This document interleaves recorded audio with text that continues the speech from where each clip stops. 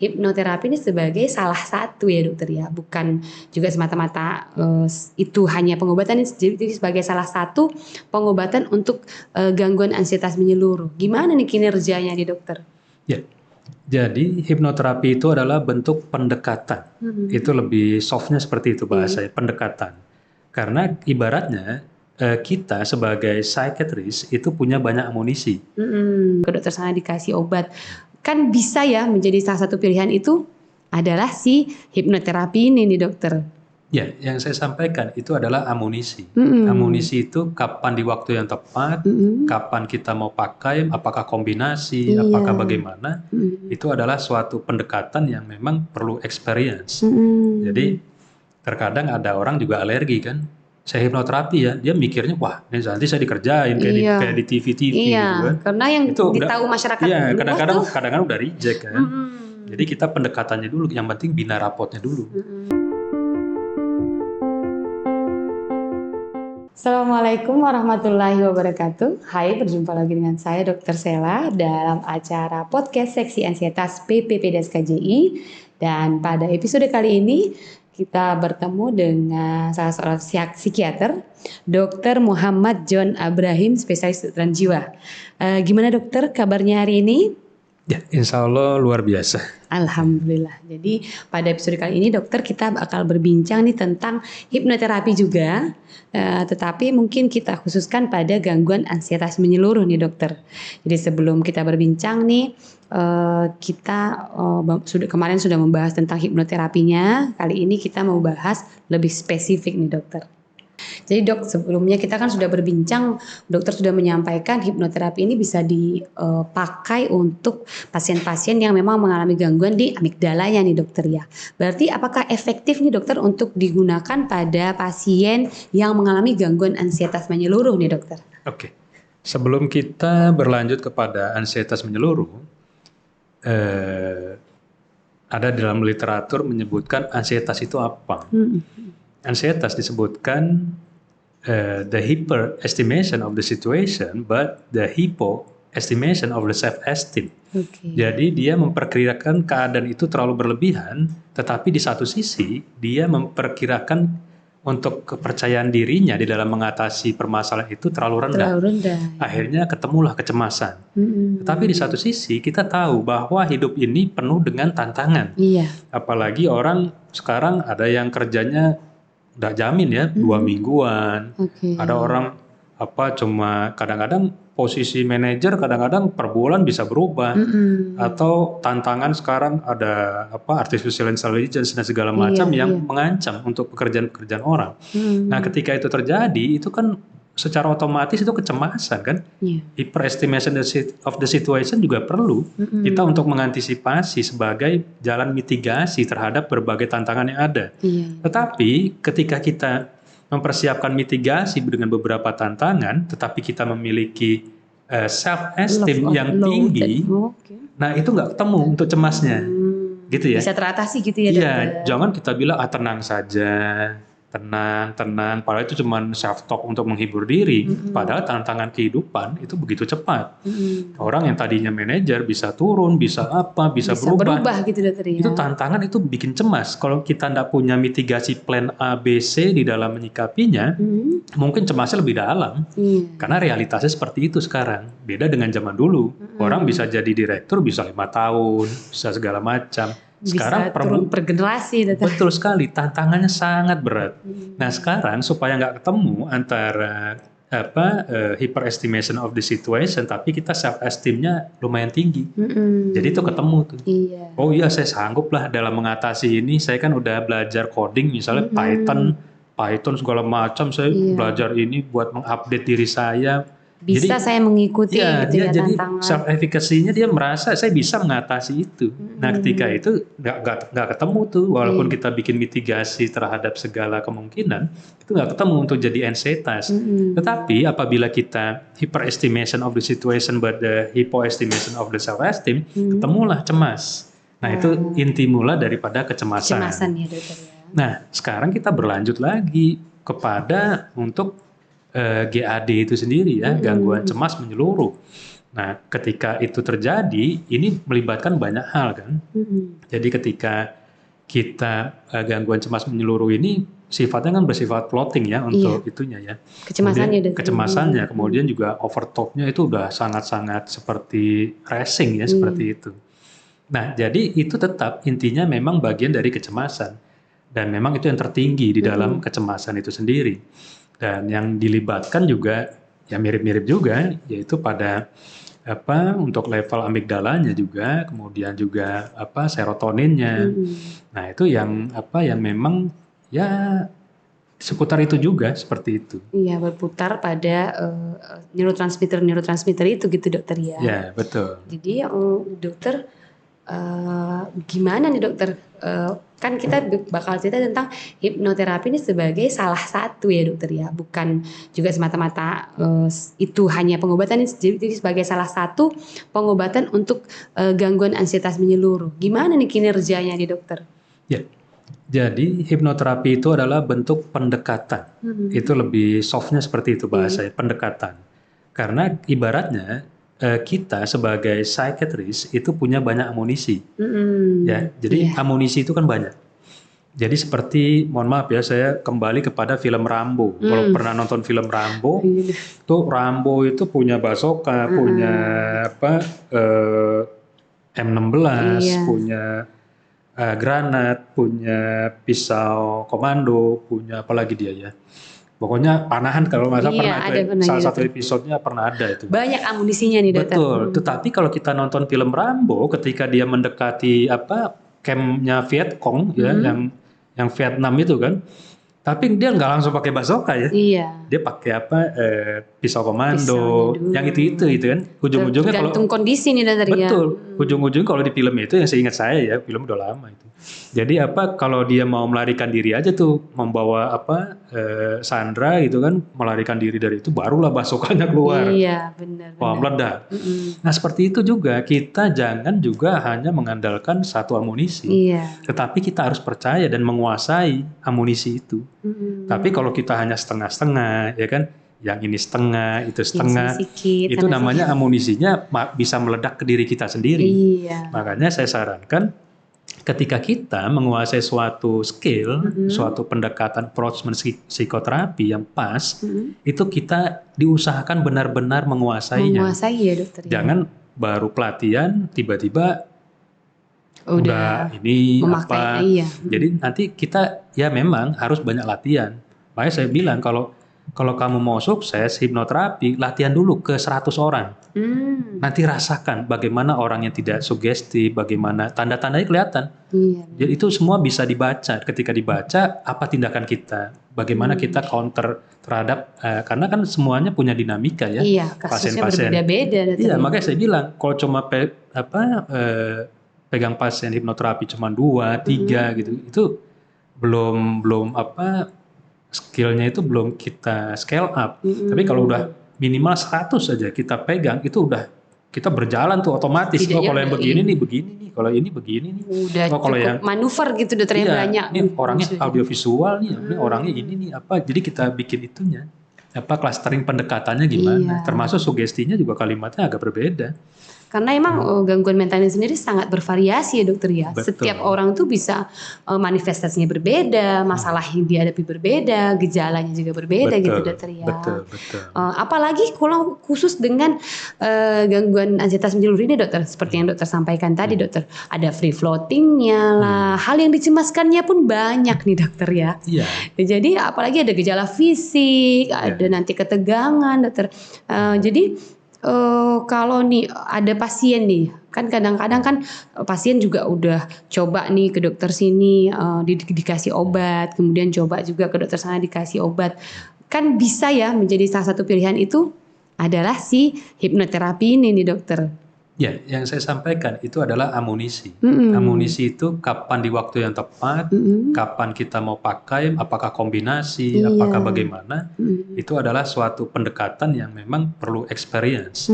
Jadi terkadang ada orang juga alergi kan, saya hipnoterapi ya, dia mikirnya wah ini nanti saya dikerjain kayak di TV gitu kan. Karena yang itu tahu masyarakat. Iya, kadang-kadang udah reject kan.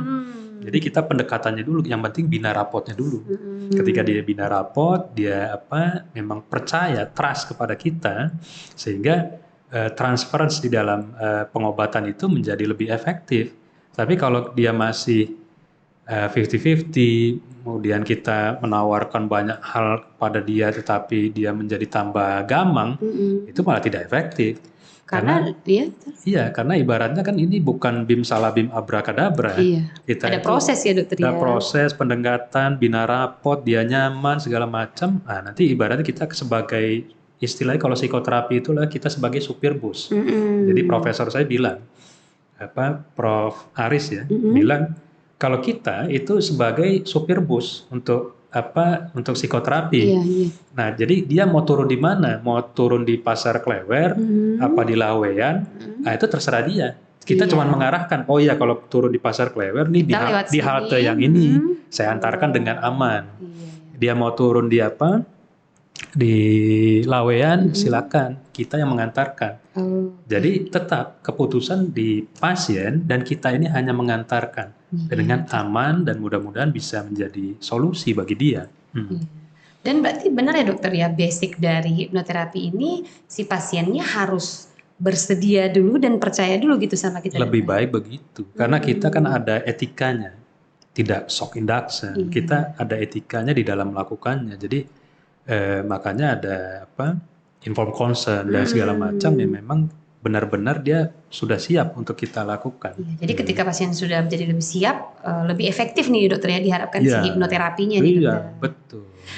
Jadi dokter, apalagi dokter pasien kecemasan ya dokter ya, kan seringnya ada distorsi kognitif. Jadi belum apa-apa udah mikir jelek dulu nih kayak dokter bilang. Apalagi yang ditahu sama orang-orang hipnoterapi itu ada, maaf ya, kayak di televisi memang ada satu sesi katanya di hipnoterapi langsung dikerjai, ditanyai hal-hal rahasia. Apalagi orang cemas nih pasti mikirnya begitu dokter. Gimana sebenarnya cara kita tuh menumbuhkan rasa dokter, percaya, menumbuhkan trust itu dari diri pasien bahwa hipnoterapi ini nih bisa saja bermanfaat untuk mengatasi kecemasan.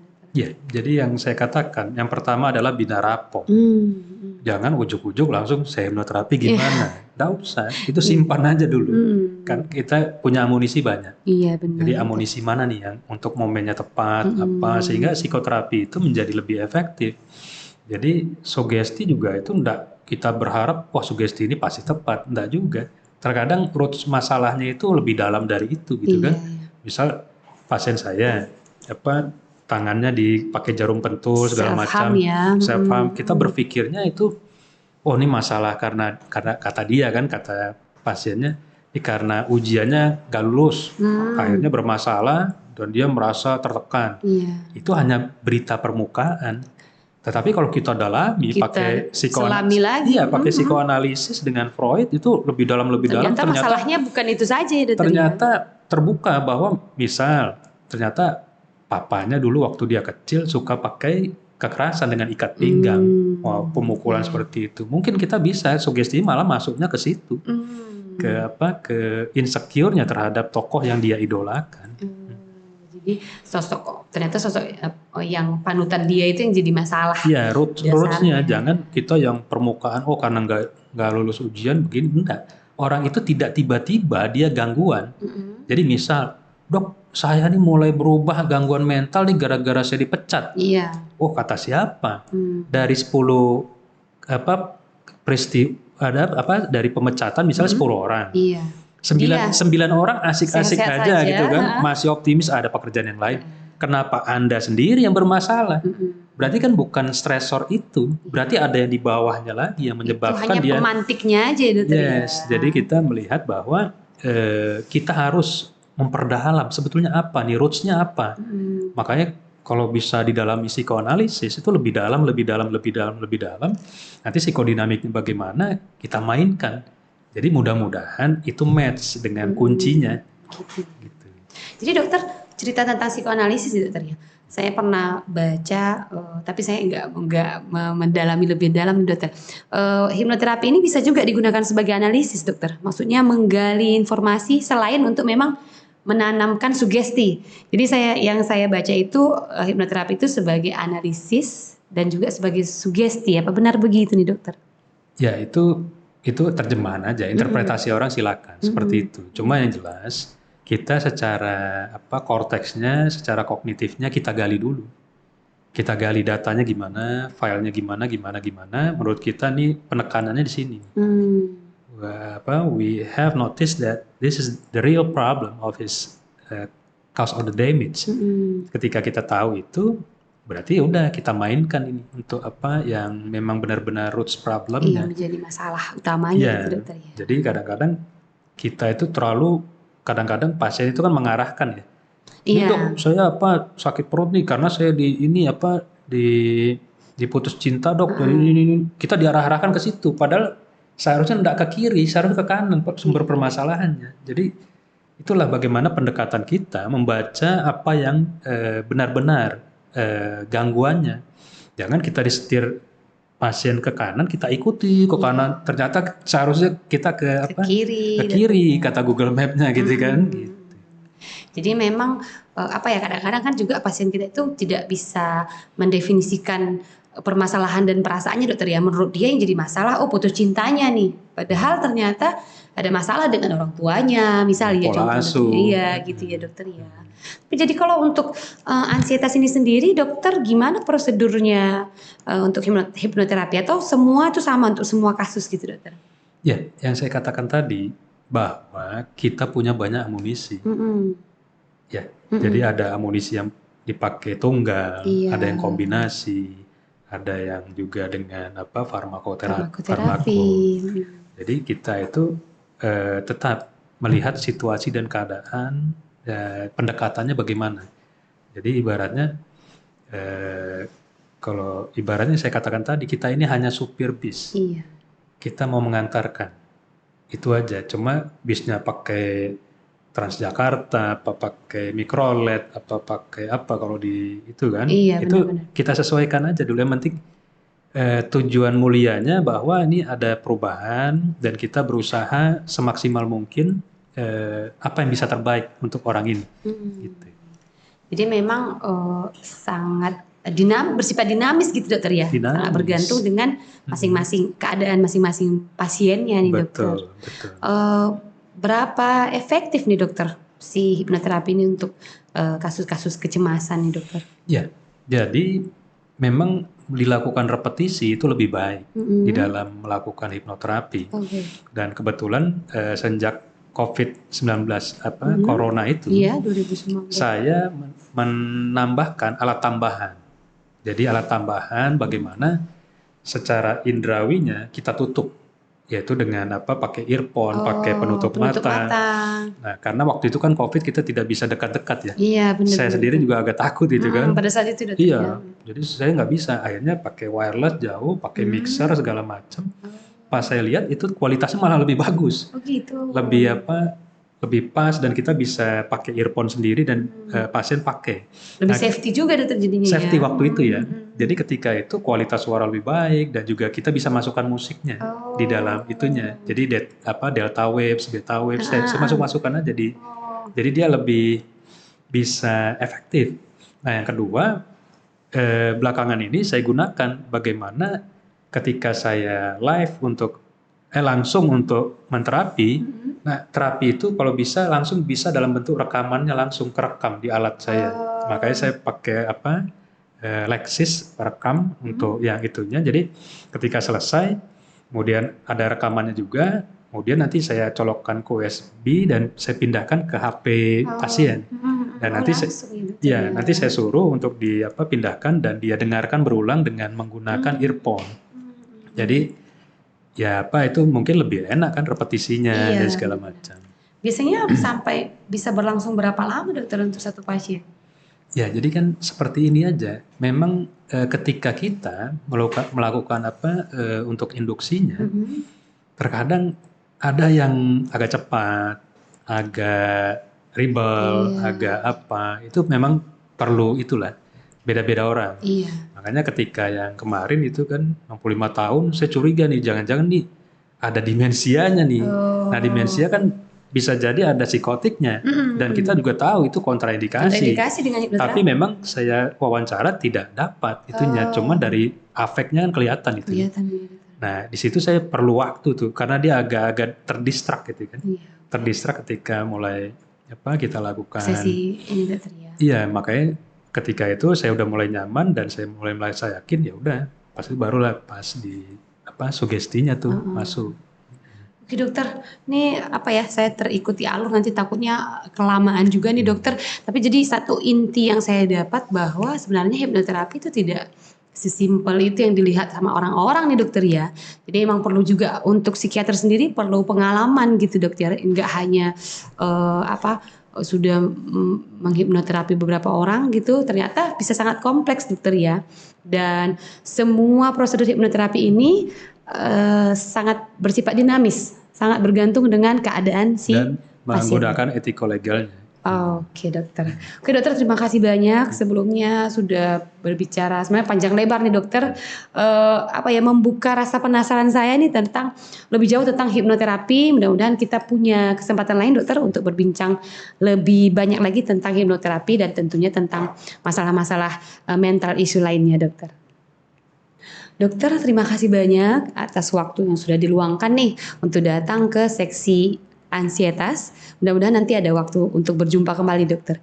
Tapi sebelum kita tutup nih dokter, mungkin ada nih yang menonton dari sekitaran Sumatera Barat nih dokter. Boleh cerita dokter di mana kalau mau jumpa dengan dokter John nih? Ya, saya berdinas di RSUD MZen Painan, kemudian juga di Semen Padang Hospital, kemudian di Rumah Sakit Aisyah Kota Padang. Oke, jadi kalau merasa perlu konsultasi boleh menjumpai Dr. John di 3 rumah sakit ini. Dan mungkin itu saja untuk episode kali ini. Ingat, tiada kesehatan tanpa kesehatan mental. Wabillahi taufiq wal hidayah. Assalamualaikum warahmatullahi wabarakatuh.